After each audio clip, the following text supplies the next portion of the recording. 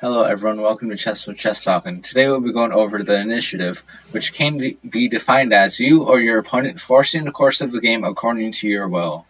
When your opponent is responding to the moves that you make, it is so that you have the initiative. For example, in this beginning position, if I play e4, you play the Scandinavian. If I play bishop b5 check, which isn't a good move by the way, then Black must respond to this threat against his king, and this check against his king. Now, at this moment, White has initiative, but because Black must respond to this threat against his king, he cannot ignore the threat. He cannot play knight to here, because of course the king is in check.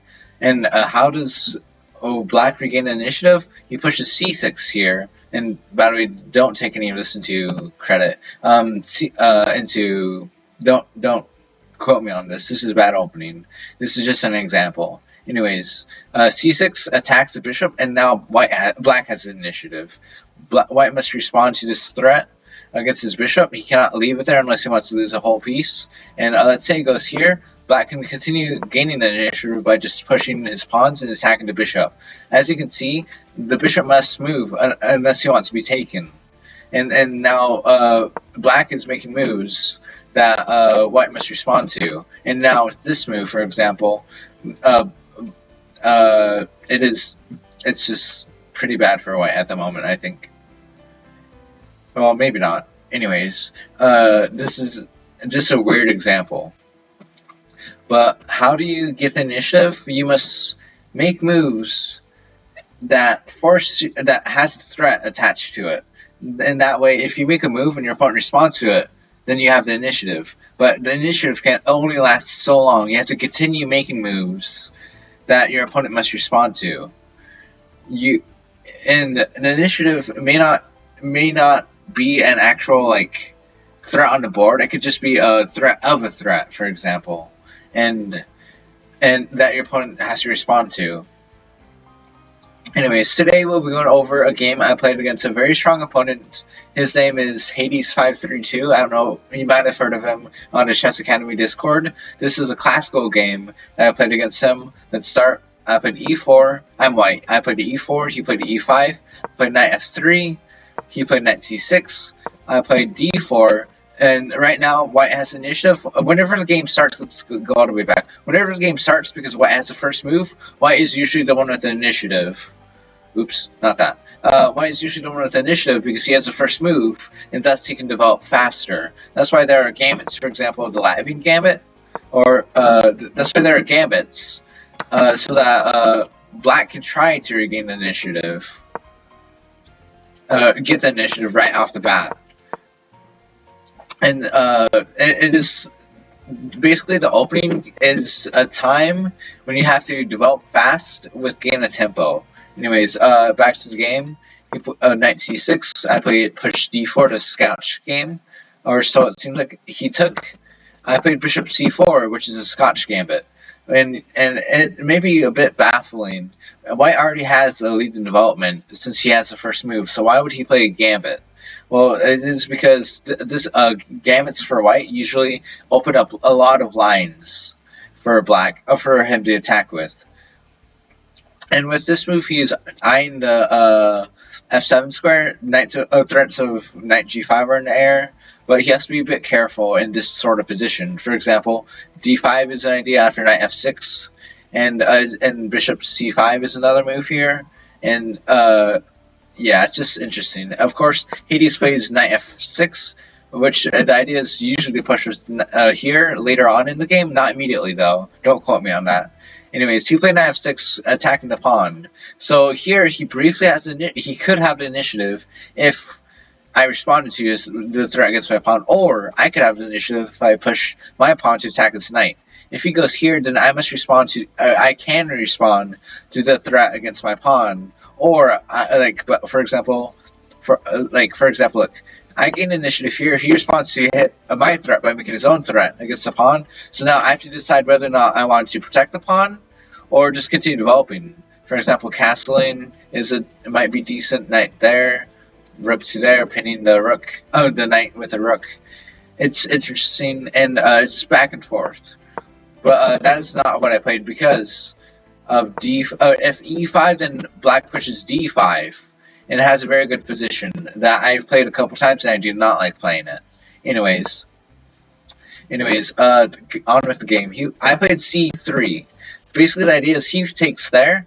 I take this pawn here, and while he briefly may have the initiative, I have a lot of open lines for attack. Like, I'm developing way faster than he is. Let's put it on the board. As you can see, I'm developing a lot of pieces a lot faster than my opponent is.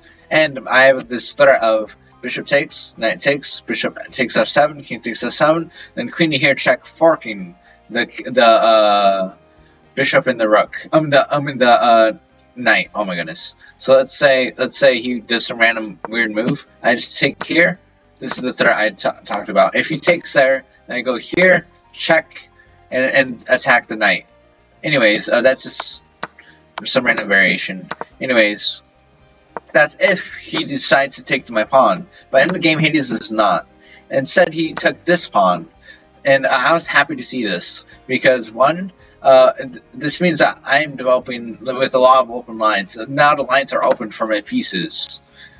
And I can start attacking like I usually like to do.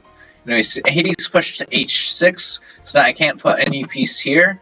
On the g5 square, I castled.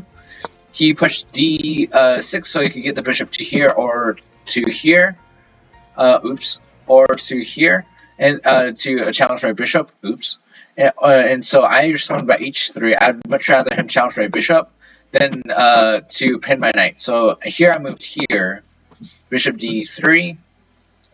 Usually I like to put the queen here, put the rook here, and push the pawn here. Right now there's nothing really happening initiative-wise. Black just got the initiative briefly by attacking my bishop, and that I responded to. He could have continued, probably could have continued with initiative with something, maybe something like this. If I take the pawn, he takes back. If I try to pin it, then he unpins it. And it's just interesting. Anyways, he briefly has initiative, but there's no way he can capitalize on it. That's the word. Because there's no pieces that he can attack that is not defended, that I cannot defend.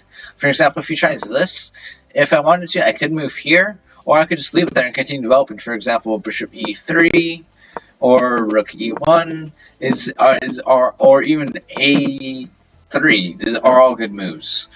All the moves he makes, I have defense to. So here he plays bishop e7. I played queen to e2, planning to put the rook here. As you can see, we're just developing here. No, like I said, nothing happened with initiative. He castled. I put my rook there as I had planned. Then he put his knight here because he did not want me to go push this pawn here to this square. Because it's really bad. My pieces start becoming really active. If I am allowed to make this pawn push that attacks this knight with gain of tempo, basically gaining the initiative, then he'd be in a bad position. So he moves the knight beforehand. And then here I put my bishop back here, because one of the ideas of the knight coming to here is that he wants to put a knight to here, and I do not want him to attack the bishop, because I want to save this bishop. So I moved the bishop back. Even though the rook is choked right now, the bishop is going to have a great influence along this diagonal right here. Oh my goodness. Anyways, then he put his knight to there. I took, he took, then I pushed to f4, which gains initiative for me. But it briefly gains initiative for me. As you can see, he can gain initiative. I'd like you to pause the video and figure out how he can gain initiative right now, right this moment. Excuse me. And if you had paused the video, even though his knight is attacked, even though I have initiative, he can gain initiative by playing bishop to c4. Attacking my queen is protected by the knight. If I go here, for example, then he just takes here. Then he wins a bit of material. So I cannot go there. So I have to move my queen, let's say, here. and it's not as good because now his bishop now his knight moves back and his bishop is on a very active square. I cannot really do a whole lot about it. If I try to push here, he goes here, and so at some point in time because the diagonal will be weakened. Anyways, this is a way that Hades could have gained initiative. Hades moved his knight, which I was happy to see. So here I pushed e5. As you can see, this pawn is pinned, so it's a pretty strong threat, and it also opens up this bishop's diagonal. It opens up my pieces to be able to come to e4, and it's a pretty strong move. Hades responded my queen to c8, and that is an interesting move. Here I thought about taking here, of course, and I also thought about sacrificing a pawn, but I decided to do neither. Instead, I played queen h5. Because one of his threats was this. I guess it wasn't a major threat because I could defend. But one of his, I felt like he might be able to do that in the game. And also, I wanted to prevent any piece from coming to here because that's a good defense he has. If, for example, I play, let's see. If, for example, I play, I don't know, take the pawn. After he takes, this pawn is attacked, by the way. If I do something random, his idea is to go here to neutralize the bishop. Anyways, I moved my queen to h5 to prevent that. Now I have two attackers, and he only has one defender, which is this queen right here. He took here so that he could get his bishop out and with a check. But I think this, no wait, no, not that. I was gonna say that was an interesting pawn sacrifice, but it's not great. Anyways, he took there, I took there. Then he moved his rook to here, and right now Hades now has the initiative because he is making a move that I must respond to, unless I want, of course, my knight to be on the back rank. And anyways, he's making moves with initiative, with a sense of not urgency. He's making moves that I must respond to if unless I want to get in a bad position. And so that may sound weird, but if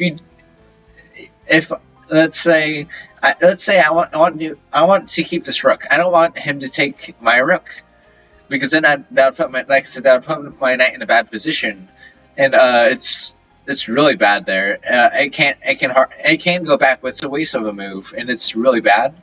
So since I don't want that to happen, I must respond to his rook move by moving my rook somewhere, and so thus he has initiative. I don't know if I explained that very well. But because I did not want him to, put my pieces into a bad position, I had to move my rook and respond to his threat, even though it was not technically forced. So I moved my rook to f1. Here he continues his initiative, bishop c5 check against the king. I moved my king to h1. Then he responded with bishop c4, which looks like he gains initiative. It continues his attack.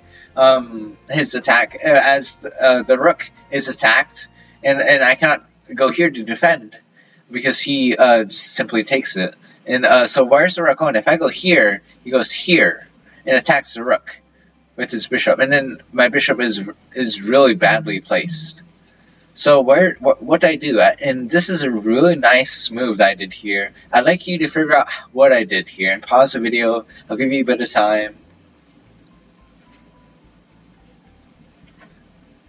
Okay, so of course it's a rook move. The move that I played was rook f6. And this is a classical game. Of course, I spent a lot of time on this.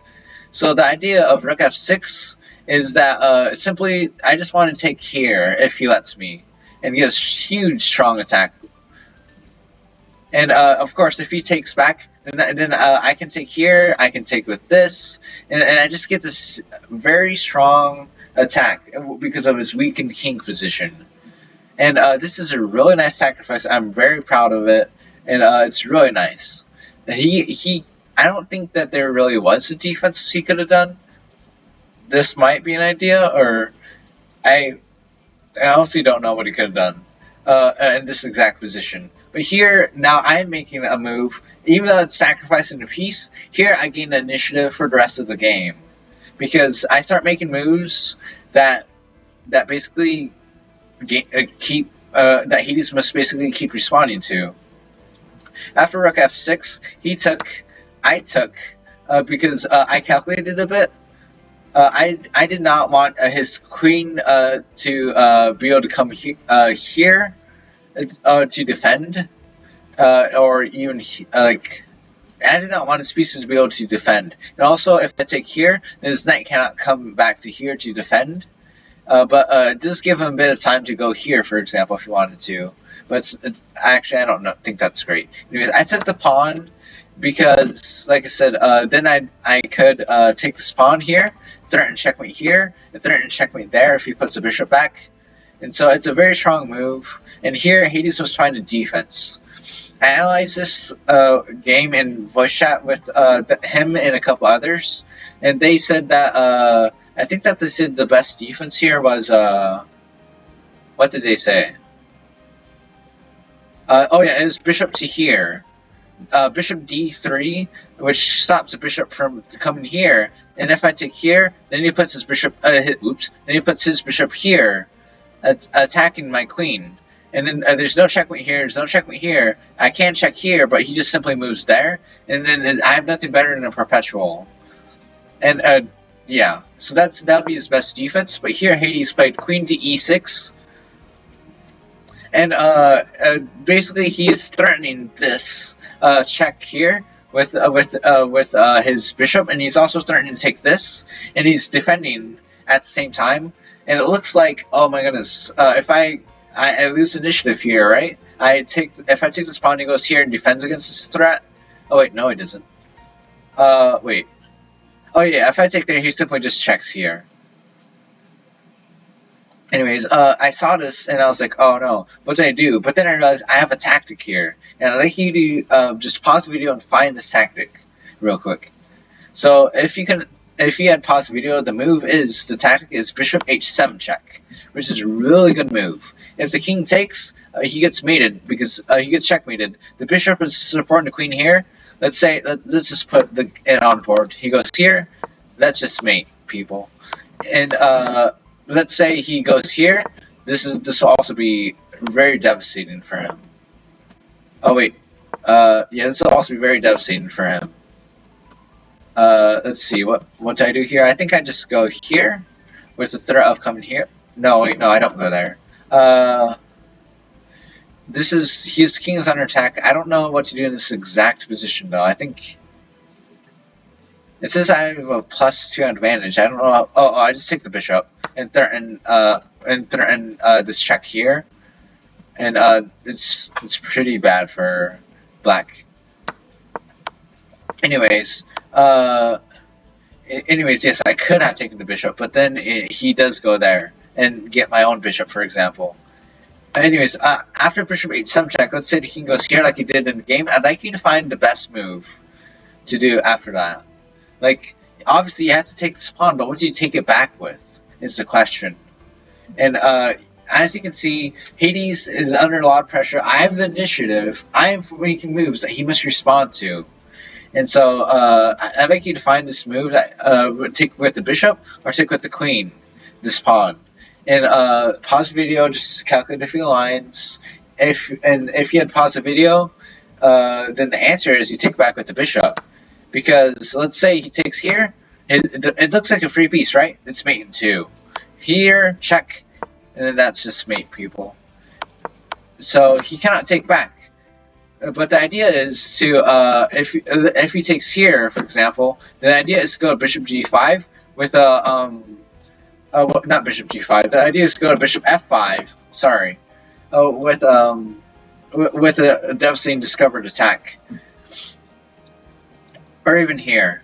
Anyways, that's the idea, and that happened in the game. Hades took the pawn, and I played bishop f5. And Hades must continue defending against my threats, because my threats are really strong.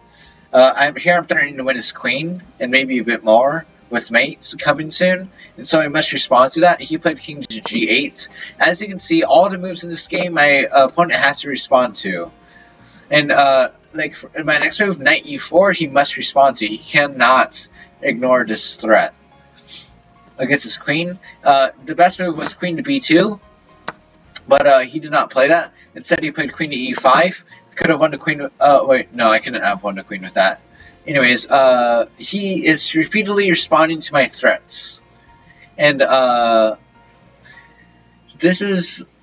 He probably felt a lot of pressure, because of course I'm attacking him really well, and every single move I make comes with a threat, and comes with usually a threat of checkmate, or at least a threat of winning a bunch of material.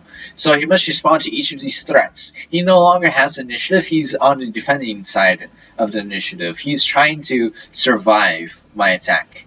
And here, if there's a mate in 7, if you're advanced enough, think you can handle it, I'd like you to pause the video and find it. I found it, and during the game, it's a beautiful mate. I told him during the game, GG right at this moment. I think it was right at this move. I told him GG, there's a force mate. He said bring it on or something like that. But there is a force mate. And I'd like you to pause the video. It's mate in 7. I'd like you to pause the video and find it. And if you had paused the video, the answer is the first move starts with the queen g5 check. The king cannot go here, cannot go here, cannot go here. There's only one move here. And then there's mate in 6. And here I'd like you to find the absolute best move. It's a very nice move.